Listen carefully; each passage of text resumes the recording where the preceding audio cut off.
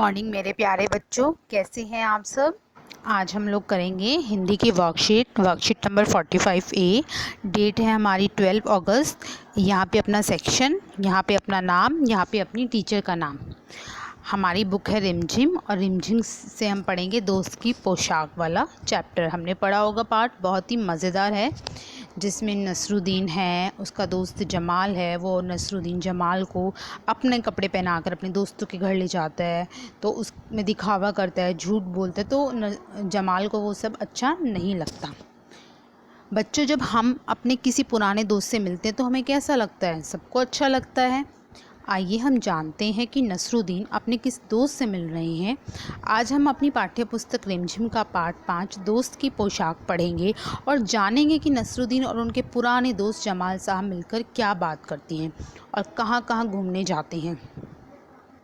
ये वर्कशीट करने से पहले सभी बच्चे इस पार्ट को अच्छे से पढ़ेंगे। अगर आप इस पार्ट को पढ़कर ये वर्कशीट करेंगे तो आपको ये वर्कशीट बहुत अच्छे से समझ आएगी। आइए नीचे दी गई पाठ की पंक्तियों को बोलकर पढ़ते हैं। नसरुद्दीन तुरंत उनके लिए एक भड़कीली अचकन निकाल कर लाए और कहा, इसे पहन लो, इसमें तुम खूब लगोगे। सब देखते रह जाएंगे। बंठन कर दोनों घूमने निकलेंगे। दोस्त को लेकर नसरुद्दीन पड़ोसी के घर गए। नसरुद्दीन ने पड़ोसी से कहा, ये है मेरे ख़ास दोस्त जमाल साहब। आज कई सालों बाद इनसे मुलाकात हुई है। वैसे तो अचकन इन्होंने पहन रखी है, वह मेरी है। यह सुनकर जमाल साहब पर तो मानो घड़ों पानी पड़ गया, मतलब उसे बहुत गुस्सा आया। आइए अब इस गद्यांश पर आधारित निम्नलिखित प्रश्नों के उत्तर आपकी कॉपी में लिखने हैं हमें। चलिए, प्रश्न है हमारा एक, नसरुद्दीन अपने किस दोस्त से मिले? जमाल।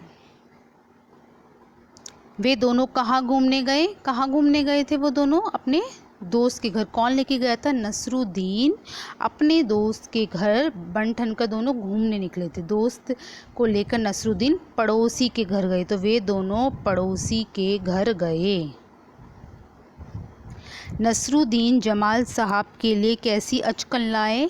तो नसरुद्दीन जमाल साहब के लिए, ये देखो, भड़कीली अचकन। यहाँ हम लिखेंगे भड़कीली अचकन।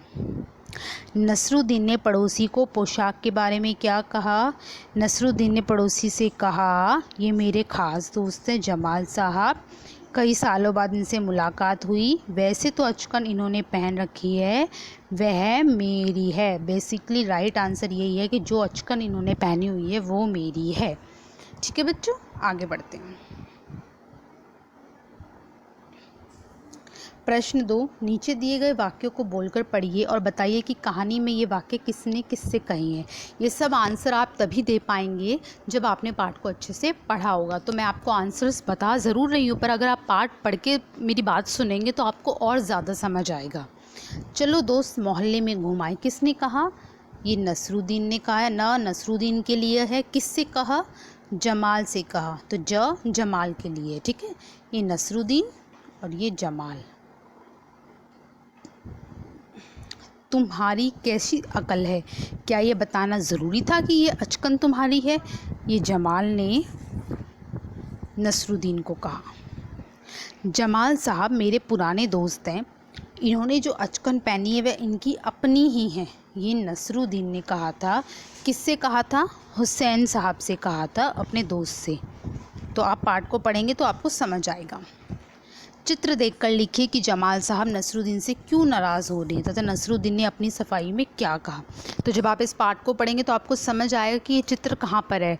जब नसरुद्दीन आके कहने लगे थे कि तुमने जो अचकन पहनी है वो मेरी है, जब अपने दोस्त को बोला था, फिर दूसरे में उसने बोला कि जो इसने अचकन पहनी हुई है वो इन्हीं की है, तो जमाल को बहुत गुस्सा आया था कि पहले तो बताया फिर झूठ बोला। तो वो ये कहना चाहता था जमाल नसरुद्दीन से कि क्या तुम्हें ये बताना ज़रूरी है कि अचकन क्या है, इसके बारे में तुम क्यों बात करते हो।